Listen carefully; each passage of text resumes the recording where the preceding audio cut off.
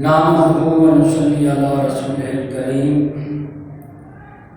اما بعد فاعوذ باللہ من الشیطان الرجیم، لئن شکرتم لأزیدنکم ولئن کفرتم ان عذابی لشدید۔ صدق اللہ مولانا العظیم وصدق رسولہ النبی الکریم الامین۔ معزز سامعین گرامی، ہمارے درس فقہ کی یہ 14ویں نشست ہے اور بعض وجوہات کی بنا پر ہمارا یہ درس فقہ کچھ عرصہ مسلسل جاری نہ رہ سکا۔ اب ہم اس کار خیر کو مسلسل جاری رکھیں گے۔ اس 14ویں نشست میں آج ہم میلاد مصطفیٰ صلی اللہ تعالیٰ علیہ وسلم کے متعلق بیان کریں گے۔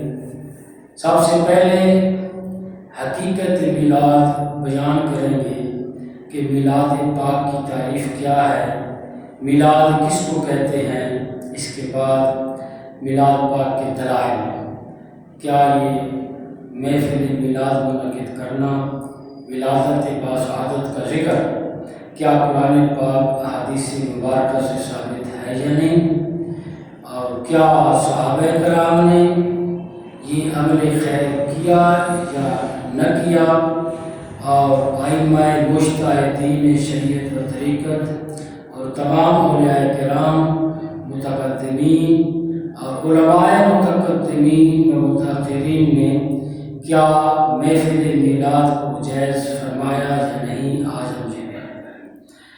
دوسری طرف کہ جو کہتے ہیں کہ یہ ناجائز ہے، تو یہ بھی ہم بیان کریں گے۔ تو اب ہم سب سے پہلے میلاد پاک کا بیان کرتے ہیں، میلاد پاک کس کو کہتے ہیں۔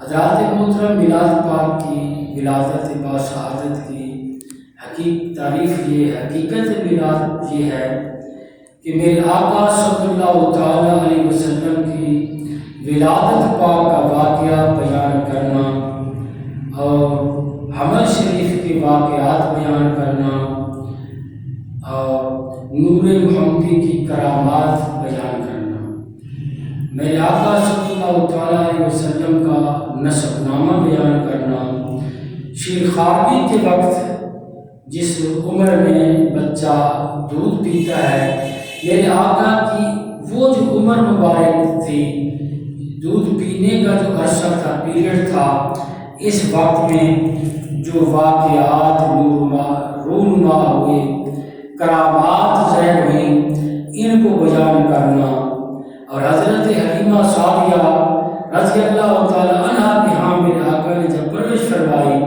تو اس وقت وہاں جو واقعات ظاہر ہوئے ان کو بیان کرنا۔ پھر یہ واقعہ ولادت نظم کی صورت میں بیان کرنا، یعنی اشعار کی صورت میں بیان کرنا یا نثر کی صورت میں بیان کرنا، یہ سب اس کو میلاد پاک کہیں گے۔ یہ ولادت پاک کا ذکر ہے، اس کو میلاد کہیں گے۔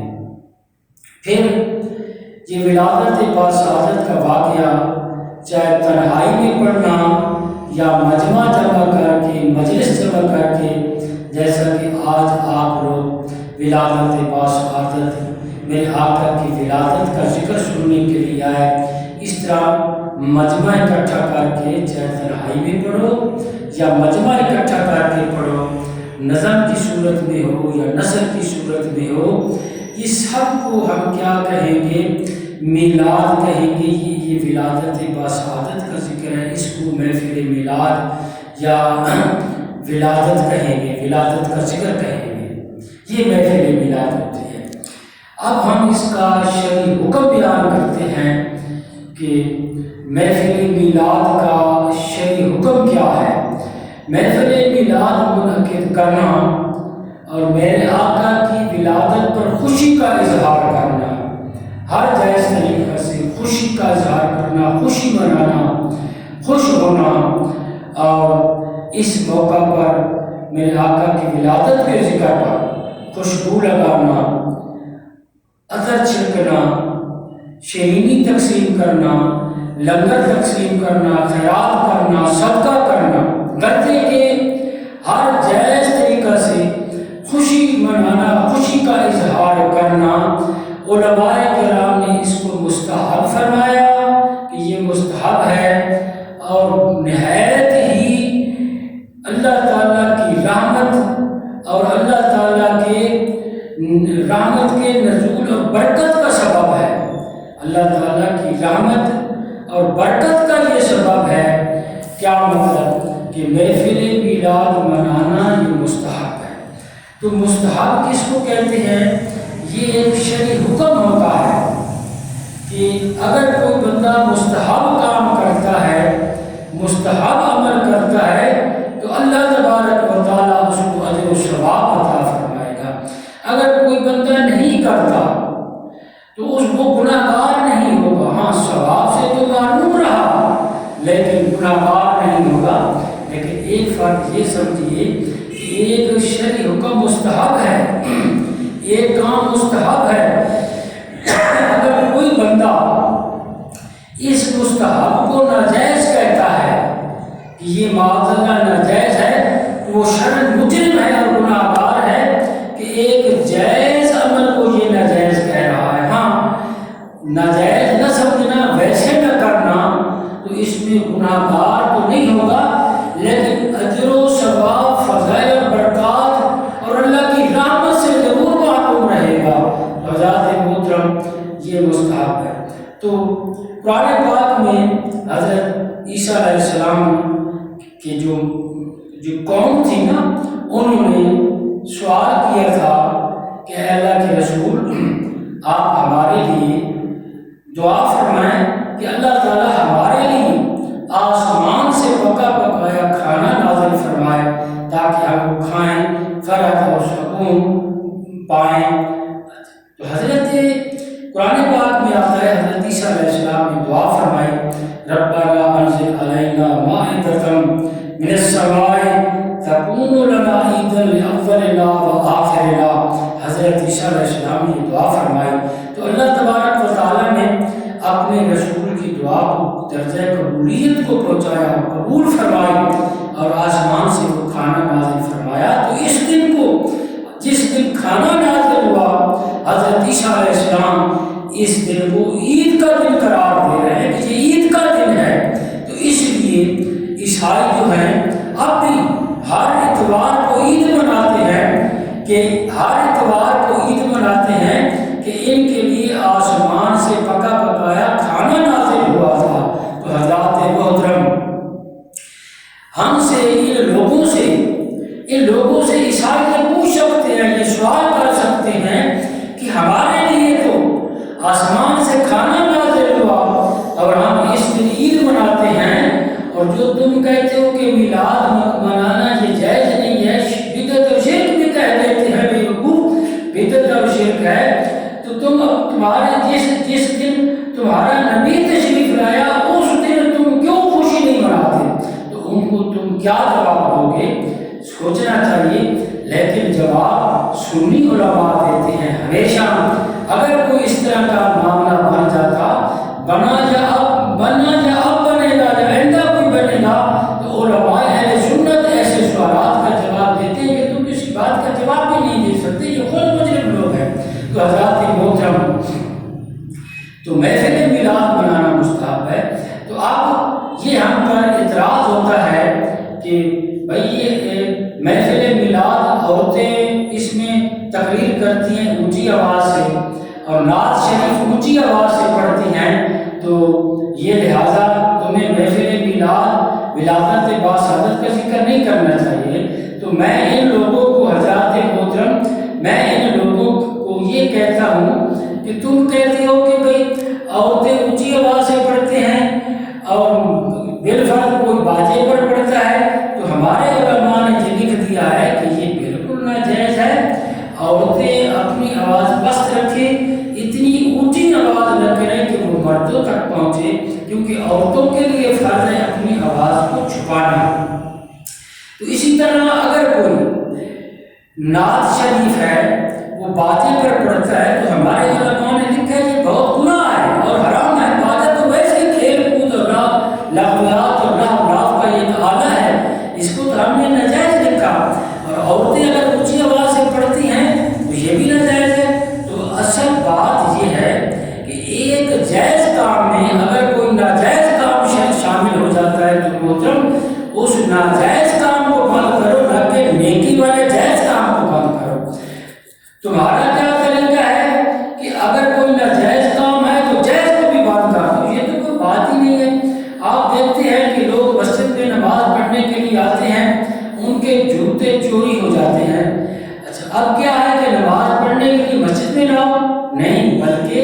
जूते चोरी होने का कोई इंतजाम करो, उस बुराई को रोको। इसी तरह यूं भी तो हम कह सकते हैं कि एक बंदा नमाज पढ़ता है, एक बंदा नमाज नहीं पढ़ता, और जो नमाज पढ़ता है वो कहे कि वो नहीं पढ़ता तो मैं भी अब नहीं पढ़ता, ये तो कोई बात नहीं।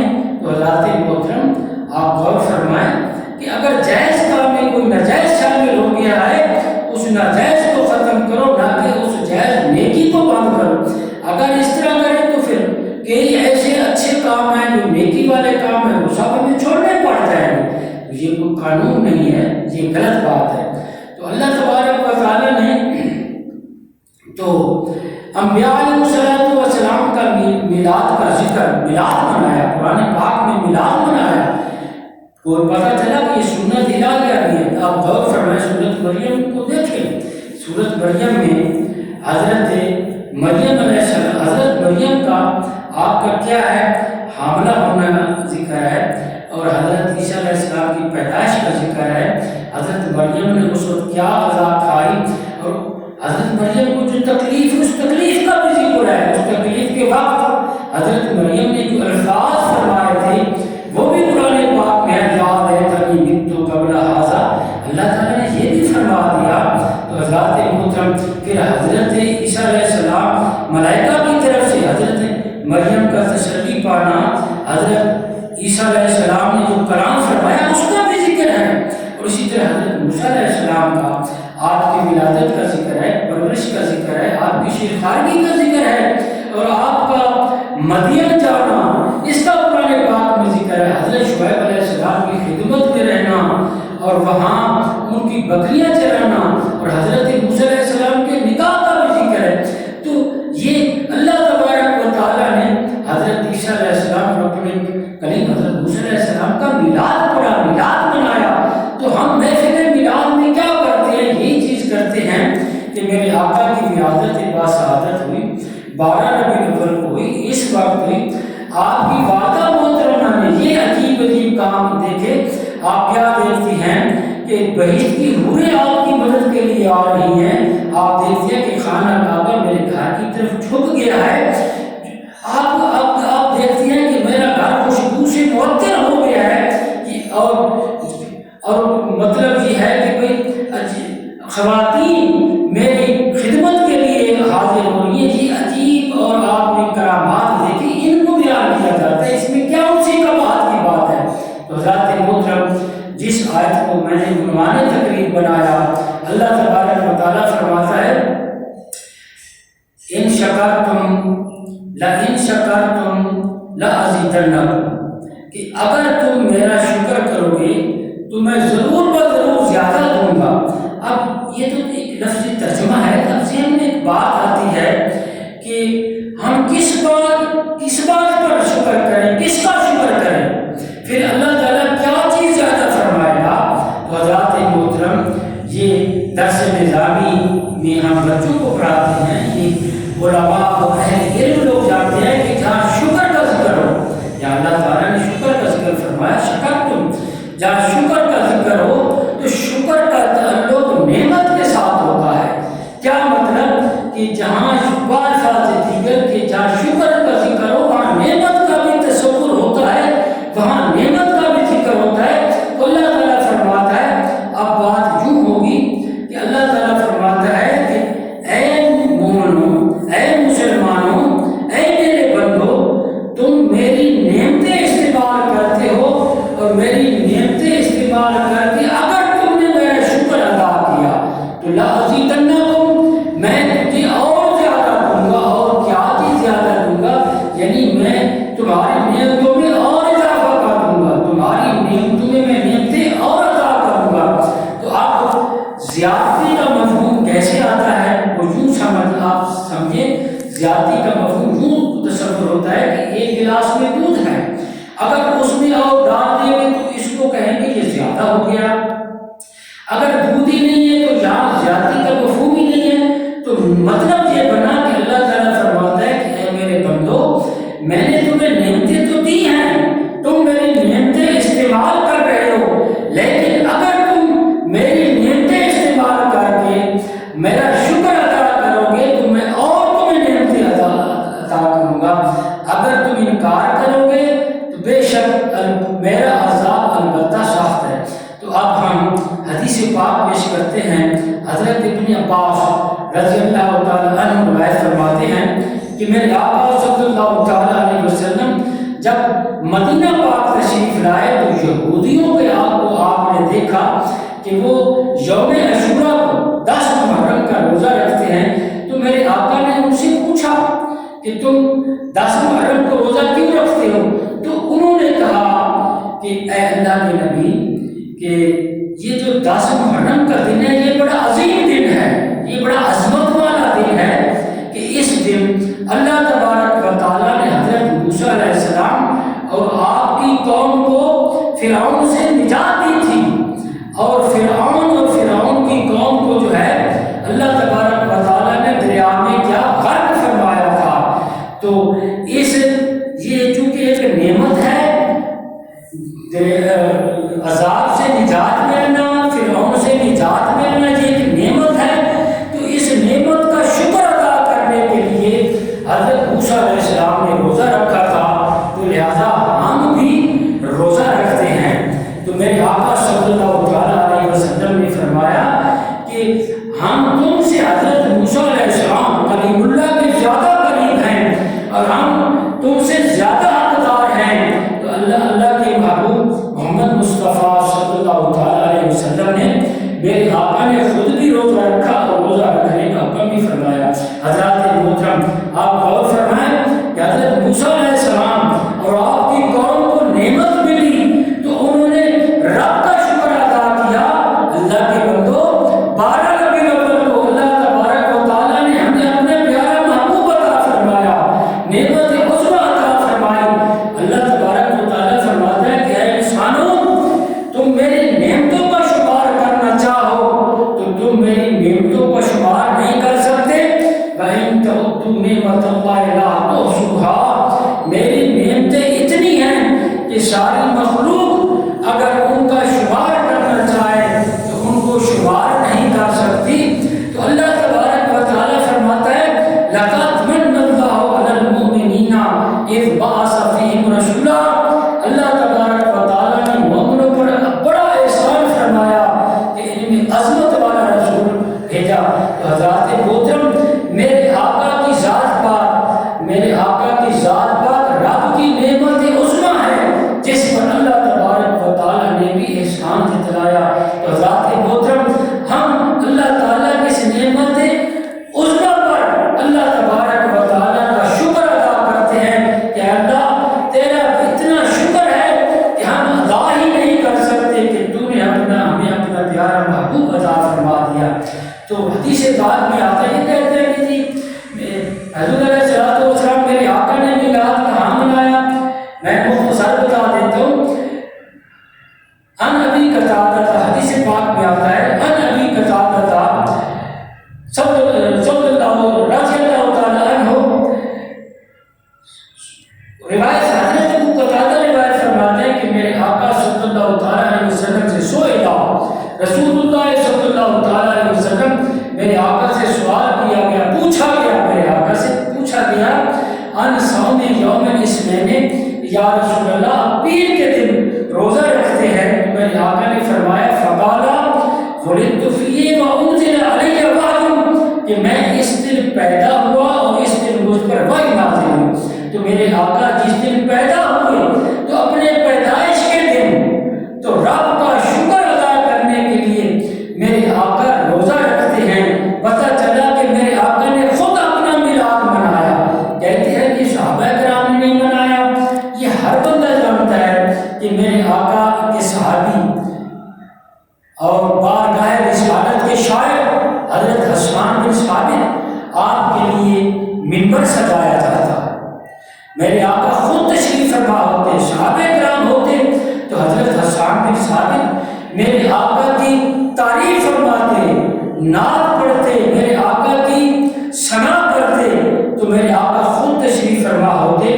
حضرت حسان بن ثابت فرماتے وَآسَنُ مِنْكَ لَمْ تَرَكَتْ عَيْنِي، یا رسول اللہ آپ سے زیادہ خوبصورت، آسن کا لفظ آیا اس میں تفسیر کا صیغہ، یا رسول اللہ آپ سے زیادہ خوبصورت میری آنکھ نے دیکھا ہی نہیں۔ تو یہاں ایک شبہ پڑتا تھا کہ حضرت حسان بن ثابت نے نہیں دیکھا، ہو سکتا ہے کہ میرے آقا سے زیادہ کوئی خوبصورت ہو، تو آگے خود اس شک و شبہ کا ازالہ فرما دیتے ہیں، فرماتے ہیں کہ یا رسول اللہ کہ میری واسم من کا لم طرفت تو عینی، کہ آپ سے زیادہ خوبصورت میری آنکھ نے دیکھا ہی نہیں۔ پھر فرماتے ہیں کہ یا رسول اللہ آپ سے زیادہ خوبصورت تو کسی ماں نے جنا ہی نہیں ہے۔ تو یہاں بات کو آپ نے فائنل کر دیا کہ یا رسول اللہ آپ کی نسب اللہ تبارک و تعالیٰ نے پیدا ہی نہیں فرمایا۔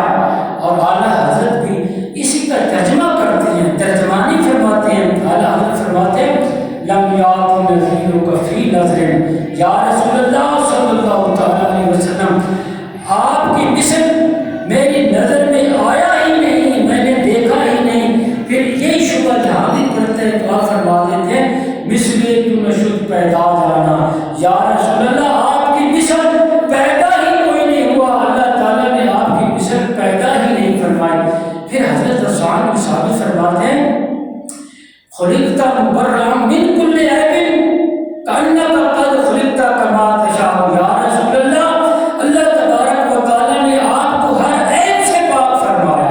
یہ صحابی رسول کا عقیدہ ہے، میرے صحابی کا عقیدہ ہے، میرے آقا کے صحابی کا عقیدہ ہے کہ یا رسول اللہ اللہ تبارک و تعالیٰ نے آپ کو بے عیب پیدا فرمایا۔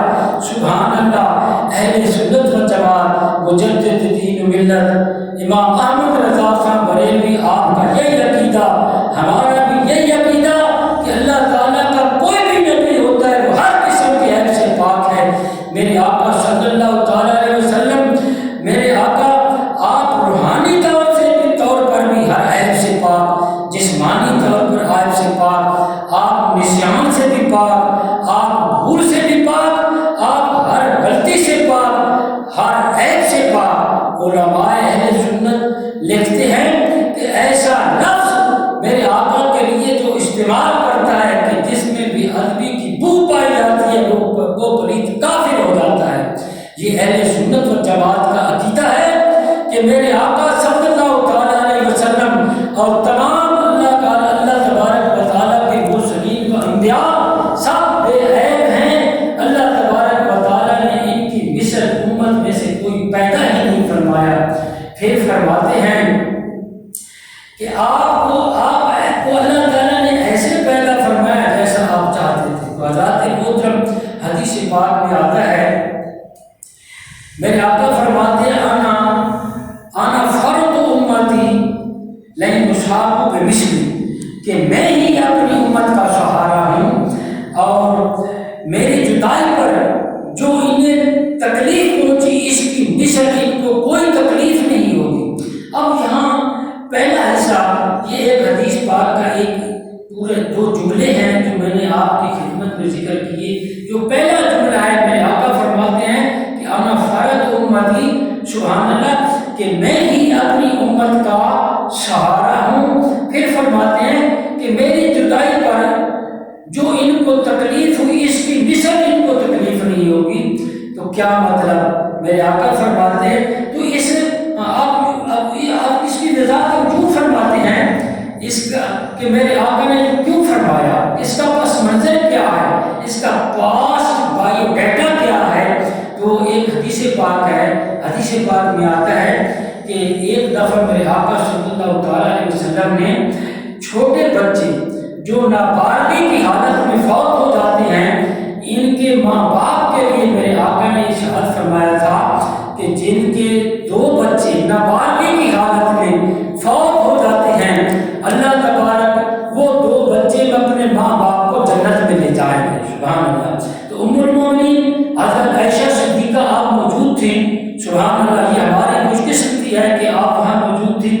تو ام المومنین فرماتے ہیں یا رسول اللہ اگر کسی کا ایک بچہ فوت ہو جائے تو میرے آقا فرماتے ہیں کہ ایک بچہ وہ بھی اپنے ماں باپ کو جنت میں لے جائے گا۔ پھر ام المومنین فرماتے ہیں یا رسول اللہ جس کے اولاد ہی نہ ہو، جس کا کوئی بچہ ہی نہ ہو، تو میرے آقا فرماتے ہیں کہ جس کی اولاد نہ ہو، جس کا کوئی بچہ نہ ہو، اس کے لیے میں کہ اگر کسی کی اولاد فوت ہو جائے تو اس کو چونکہ تکلیف ہوتی ہے اولاد کی جدائی پر، تو اسی طرح جس کی کوئی اولاد نہیں تو اس کے لیے میں ہوں کہ میری جدائی پر جو اس کو تکلیف پہنچی اس کی مثل کوئی تکلیف نہیں ہے۔ تو یہ ظاہر بات ہے کہ میرے آقا نے اس دنیا سے پردہ فرمایا، میرے آقا کی امتیوں کو اس جدائی کی جو تکلیف ہوئی اس تکلیف کی اور دنیا میں کوئی مثل ہی نہیں ہے، اس تکلیف جیسی اور کوئی تکلیف نہیں۔ تو اولاد اس دنیا میں سب سے بڑی نعمت ہے۔ تو حدیث پاک میں اولاد کا ذکر کیا کہ اے بندو کہ میرے آقا فرماتے ہیں کہ میرے امتیوں کہ جس کی بچپن میں اولاد فوت ہوتا ہے تو اس کو چونکہ بڑی تکلیف ہوتی ہے، تو لہذا اس تکلیف کے بدلے میں اللہ تبارک و تعالیٰ اس کو اجر و ثواب یہ عطا فرماتا ہے، درجہ یہ فرماتا ہے کہ بچے چھوٹے اس کو جنت میں وہ لے جائیں گے۔ تو جس کی چونکہ اولاد نہیں اس کے لیے میں ہوں، تو لہٰذا میری جدائی پر ان کو بڑی تکلیف ہوئی تو اللہ تبارک و تعالیٰ ان کو جنت عطا فرمائے گا، میں ان کی بخشش کرواؤں گا۔ ایک مطلب تو علماء نے یہ لکھا، دوسرا مطلب اس کا یہ بیان کرتے ہیں کہ میرے آقا فرماتے ہیں نہیں یصاب بمثلی کہ دین کی اشاعت میں، دین کی تبلیغ میں جو مجھے مشقتیں، مصائب اور تکالیف اٹھانی پڑی، اور ظاہر بات ہے کہ یہ میری امت کو بھی تکلیف ہوئی، میری امت کو بھی یہ صدمہ پہنچا، مجھے جو تکلیفیں پہنچی اس تکلیف کا صدمہ میری امت کو پہنچا، تو اس صدمے کے بدلے میرے آقا فرماتے ہیں کہ ان کے لیے میں ہوں اور میں ان کو جنت میں لے جاؤں گا۔ سبحان اللہ، میرے آقا کتنے کریم ہیں، کتنا اپنی امت کا میرے آقا کو احساس ہے۔ آج یہ امت ہے جو کہتی ہے کہ ولادت باسعادت منانا شرک ہے، بدعت ہے۔ وہ پاگل، شرک کہاں سے ہو سکتا ہے؟ اگر معاذ اللہ ہم اللہ تعالیٰ کا تبارک و تعالیٰ کا کوئی میلاد منائیں تو پھر حضور پاک کا منائیں تو پھر یہ شرک بنتا ہے۔ تم کیسے دنیا میں رہتے ہو؟ بڑی عقل و دانش بوایت گریز، ایسی عقل اور سمجھ پر ہونا چاہیے۔ تو حضرات محترم، اللہ تبارک و تعالیٰ نے ہمیں اپنا پیارا محبوب عطا فرمایا، آپ جتنی بھی خوشی کر سکتے ہیں اتنی خوشی کریں، تکلف پیدا نہیں کرنا۔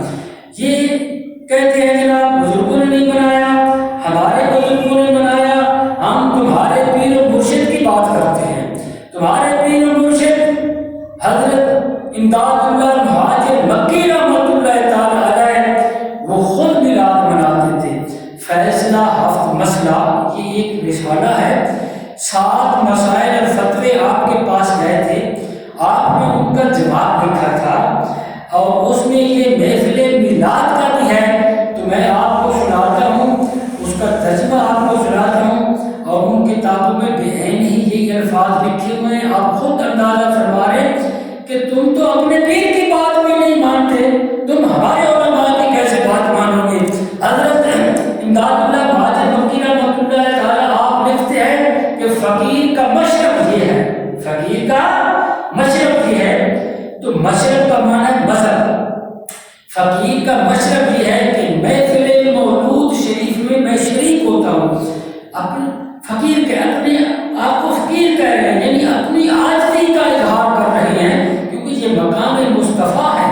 چاہے کوئی جتنا بھی بڑا عالم ہو، جتنا بھی بادشاہ ہو، جتنا بھی نیک اور متقی ہو، لیکن یہ مقام مصطفیٰ ہے، یہاں انتہائی عاجزی کے ساتھ بات کرو، کہیں ایسا نہ ہو جائے کہ بے ادبی اور گستاخی ہو جائے۔ آپ فرماتے ہیں کہ میں عاجز کا مذہب یہ ہے کہ محفل مولود شریف میں کہ ولادت باسعادت کی محفل میں شریک ہوتا ہوں۔ پیسا تو کہتے ہیں کہ میں شریک ہوتا ہوں، یہ شرک اور بدعت کے فتوے لگاتے ہیں۔ پھر فرماتے ہیں بلکہ ذریعہ برکات سمجھ کر ہر سال منعقد کرتا ہوں۔ تو یہاں فرماتے ہیں کہ میں محفل میلاد شریف کو ذریعہ برکات سمجھتا ہوں کہ میں محفل میلاد کرتا ہوں، تو اللہ تبارک و تعالیٰ محفل میلاد کے صدقے میرے گھر میں برکت نازل فرماتا ہے، رحمت نازل فرماتا ہے۔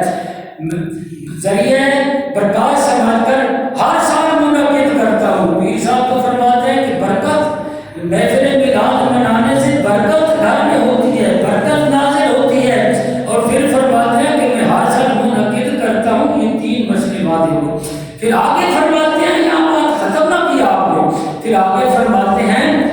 میں قیام میں لطف و لذت محسوس کرتا ہوں، قیام میں کھڑے ہو کر محفل میلاد پڑھتا ہوں، درود شریف پڑھتا ہوں اور لطف و لذت محسوس کرتا ہوں۔ یہ پیر، ان کے پیر و مرشد کا یہ فتویٰ ہے، یہ فیصلہ ہے۔ تم ہم پہ فتویٰ لگاتے ہو، اپنے پیر پر کیا فتویٰ لگاؤ گے؟ دراصل یہ پیر مرشد قسم کے لوگ ہیں۔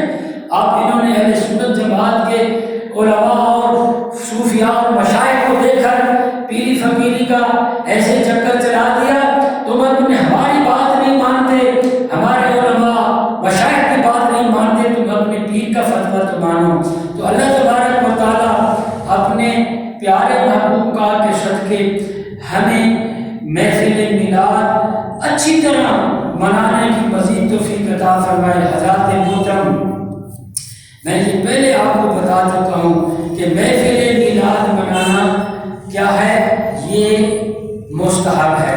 اور آگے میں آپ کو صرف ایک اور حدیث سناتا ہوں مختصر۔ میرے آقا فرماتے ہیں کہ اول من قال بلا فی المیثاق، اول من قال انا اول من قال بلا فی المیثاق۔ میرے آقا فرماتے ہیں کہ جب اللہ تبارک و تعالیٰ نے عالم ارواح میں تمام روحوں کو جمع فرمایا تھا تو میں سب سے پہلے تھا اس روز میثاق کو، جس دن جہاد ہوا تھا، میں نے سب سے پہلے بلا کہا، اس کے بعد میں انہوں نے بلا کہا۔ تو آپ وضاحت میں جو کرتا ہوں کہ جب اللہ تبارک و تعالیٰ نے تمام انسانوں کی روحوں کو جمع فرمایا تو اللہ تبارک و تعالیٰ نے فرمایا الستو بربکم، کیا میں تمہارا رب نہیں ہوں؟ تو سب روحیں خاموش تھی، چپ رہیں۔ تو سب سے پہلے میرے آقا صلی اللہ تعالیٰ علیہ وسلم نے بلا فرمایا، ہاں کیوں نہیں؟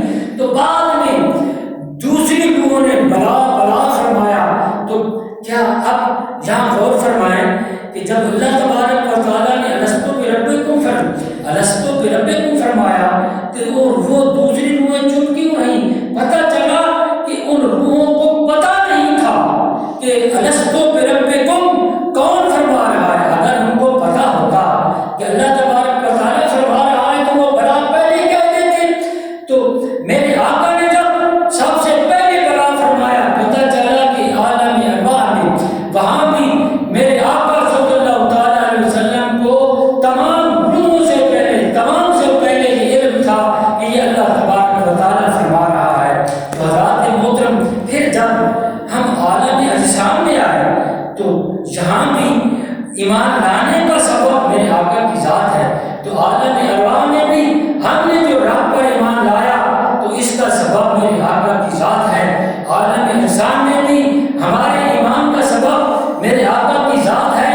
پتہ چلا کہ میرے آقا کی ذات، میرے آقا کی وجہ سے ہمیں اللہ تبارک و تعالیٰ نے ایمان نصیب فرمایا۔ اور بدبختو، اگر میرے آقا بلا نہ فرماتے، میرے آقا اس عالم شان میں تشریف نہ لاتے تو پتہ نہیں ہمارا کیا حال ہوتا۔ یہ میرے آقا کا کرم ہے، اللہ تبارک و تعالیٰ کا کرم ہے کہ اپنا پیارا محبوب ہمیں عطا فرما دیا۔ تو پتہ چلا کہ میرے آقا کی سبب، میرے آقا کی وجہ سے ہمیں ایمان ملا۔ اللہ حضرت فرماتے ہیں کہ نجدیوں، میرے آقا کی عنایت نہیں صحیح، کلمہ پڑھانے کا بھی احسان گیا، کلمہ پڑھانے کا بھی احسان گیا۔ شرح شفا شریف اور روح المعانی میں لکھا ہوا ہے کہ ہو اول من قال فی المیثاق بلا محمد رسول اللہ صلی اللہ تعالیٰ علیہ وسلم، کہ میثاق کے دن، روز میثاق، سب سے پہلے جس نے بلا کہا تھا وہ حضور پاک صلی اللہ تعالیٰ علیہ وسلم کی ذات ہے۔ تو حضرات محترم، اللہ تبارک و تعالیٰ نے ہمیں ایسا پیارا محبوب عطا فرمایا کہ جن کے صدقے اللہ تعالیٰ نے، جن کی وجہ سے ہمیں دولت ایمان نصیب فرمائی، ایمان سے مالا مال فرمایا۔ اللہ تبارک و تعالیٰ ہمیں محفل میلاد منانے کی مزید توفیق عطا فرمائے۔ تو آج کا ہمارا اس نشست کا ٹائم پورا ہوا چاہتا ہے۔ اب میری کوشش ہے کہ میں 3-4 نشستیں جو ہیں ولادت باسعادت کے موضوع پر بیان کروں گا۔ تو اللہ تبارک و تعالیٰ مجھے پختگی کے ساتھ یہ محفل میلاد ذکر کرنے کی توفیق عطا فرمائے، تاکہ ہم بھی اس کار خیر میں شریک ہو جائیں۔ حضرات محترم، ہماری مثال ایسے ہے کہ ہم اللہ کے محبوب کی تعریف جس طرح کے تعریف کرنے کا حق ہم کہاں کر سکتے ہیں؟ بزرگ نے فرمایا، بعد از خدا بزرگ توئی قصہ مختصر، ہم ناقص، ہم بے عمل، ہم کم علم والے، کم عملوں والے اللہ کے محبوب کی کہاں تعریف کر سکتے ہیں؟ ہماری تو ایسی مثال ہے اس بڑھیا کی طرح جو حضرت یوسف علیہ السلام کو ایک اٹی، سود کی اٹی لے کر جا رہی تھی خریدنے کے لیے۔ کسی نے کہا کہ اے مائی تو کہاں جا رہی ہے؟ اس نے کہا کہ میں حضرت یوسف علیہ السلام کو خریدنے کے لیے جا رہی ہوں۔ اس بندے نے کہا کہ حضرت یوسف علیہ السلام کو خریدنے کے لیے تو بڑے بادشاہوں کے بادشاہ ہوئے، بڑے آئے ہوئے ہیں، بڑے امیر لوگ آئے ہوئے ہیں، آپ ایک سود کی ہڈی لے کر جا رہی ہیں ان جوہریوں کو بازار میں، بادشاہوں کے بازار میں یہ سود کی ہڈی کیا کام کرے گی؟ تو کسی نے حضرت یوسف علیہ السلام کی قیمت لگائی کہ میں آدھی سلطنت کے بدلے خریدتا ہوں، کسی نے کہا کہ میں پوری سلطنت کے بدلے، کسی نے کہا کہ میں مشک اظفر کے بدلے خریدتا ہوں، کسی نے کہا میں سونے کی اشرفیوں کے بدلے خریدتا ہوں۔ اسی طرح آپ کی قیمت لگی، وہ بڑھیا کہتی ہے کہ ٹھیک ہے کہ میں حضرت یوسف علیہ السلام کو خرید تو نہیں سکتی، لیکن قیامت کے دن جب اللہ تبارک و تعالیٰ حضرت یوسف علیہ السلام کے خریداروں کو اڑائے گا تو میرا شمار بھی حضرت یوسف علیہ السلام کے خریداروں میں ہوگا۔ ہم بھی یہی کہتے ہیں کہ ہم اللہ کے محبوب کی پوری تعریف تو کر ہی نہیں سکتے، ساری